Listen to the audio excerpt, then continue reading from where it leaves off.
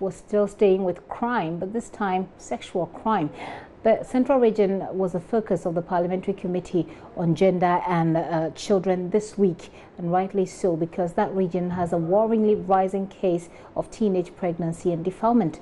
The committee was there mainly to investigate the matter involving the alleged defilement of a 4-year-old girl at Assin, Adadientem sometime last year. They also used the opportunity to deal with other matters. Maxwell Agbagba was with them. He joins me now in the studio. Maxwell, we know what necessitated this tour, but when we did a story last 2 weeks about disagreements between some parents and staff of the Children's Hospital. Yeah. Did the community visit the hospital? Bring us up to speed to its so activities. The Parliamentary Select Committee on Gender and Children, their first port of call was actually the Princess Marie Louis Hospital, where they went around to actually look at the facilities that they have and basically interact with parents who have come there with their children who are not feeling too well, to better understand how the hospital runs. And so they had interaction with the officer in charge at the time, the officer in charge of clinical services, and he put out some concerns about congestion at the only children's hospital here in Accra. She says sometimes they are compelled to actually put 2 children on one bed because of the lack of facilities. She has also been talking about some understaffing issues. We can hear her right now. Right.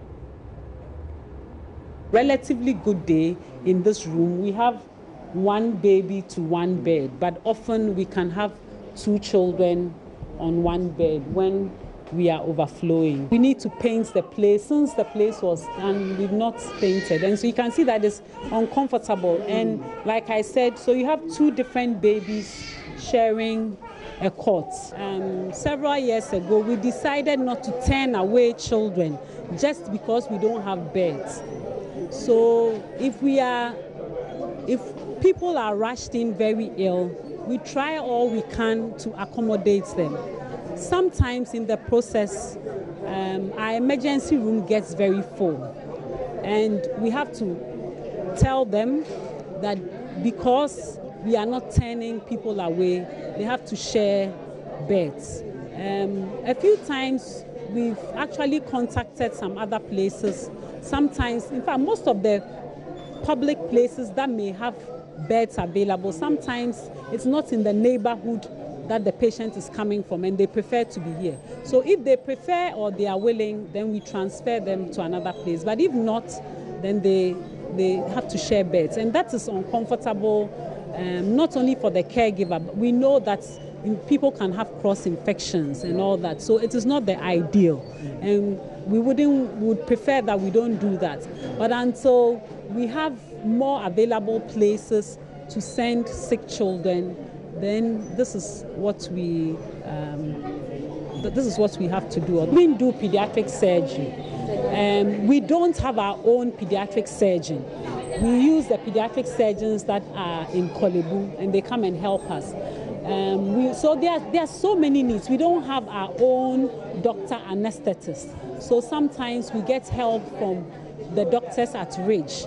So there are other things that we have the potential to do, but we don't have the staff in those areas. Tell us briefly what he says, then we can zero in on the 4-year-old girl who was defiled. Yes, so when the committee paid a courtesy call on him in his office, there he made it known that he's quite alarmed about the numerous cases of defilement, in his region. Some of them he described as weird, and he is saying that we need an all-hands-on-deck approach to deal with the matter, because he thinks that there's more to it than meets the eye. We can hear him making these claims.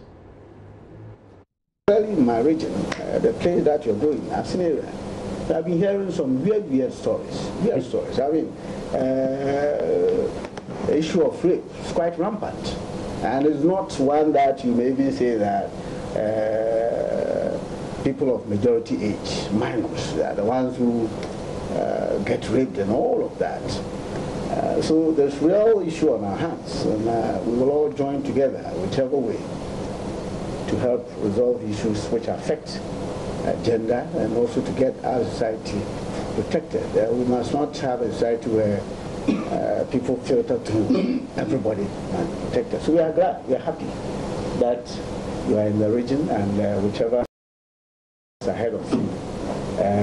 that sits out. That's the Minister of Central Region there, where they've recorded quite a number of increasing statistics. Maxwell, let's finish with Assin Adadientem, at the moment in court. Yeah.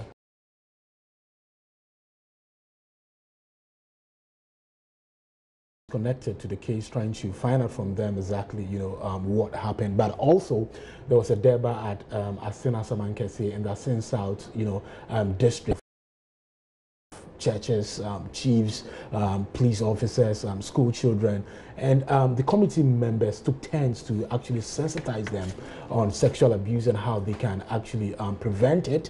The ranking member, one of the ranking member for the committee, actually spoke to some of the school children there, and he told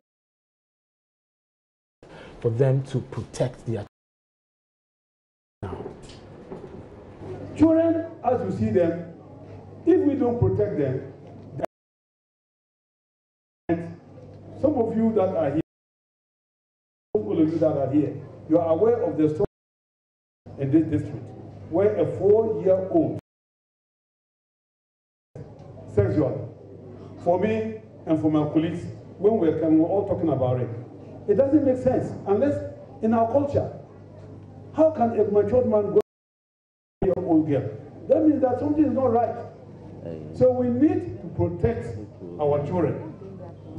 So our work together in society, our committee is asking that let's actually have responsibility for looking after our children, to protect them. These children sitting here, they don't really know their left and right. They are looking up to we, the mature people and the parents, to actually protect them. If we don't, then they will get into a lot of trouble. It doesn't matter whether a child is your biological child. It's not true. If you see a child doing a wrong thing and you are around as an adult, you step in and you give the child a discipline. And if you see a child who is not your child being assaulted or something bad is being done to a child, you don't stand and say, oh, this is not my child. You've got to be a parent for every child. You've got to protect every child.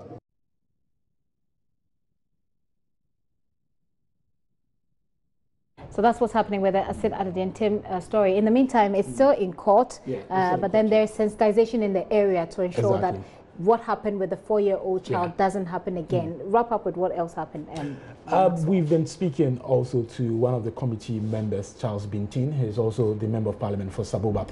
He says that when they come back to Accra, they'll be recommending to parliament for stricter, laws to deal with perpetrators of defilement. The minimum sentence is 7 years, and then maximum is 25 years. Some people are saying that that is not deterrent enough, and we need to do more to clamp down on the menace. So he says they will be recommending for harsher punitive measures.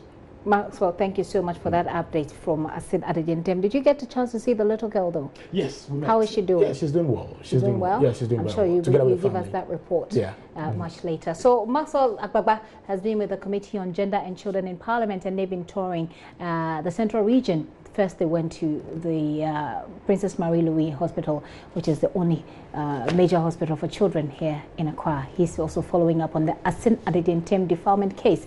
He'll bring you more.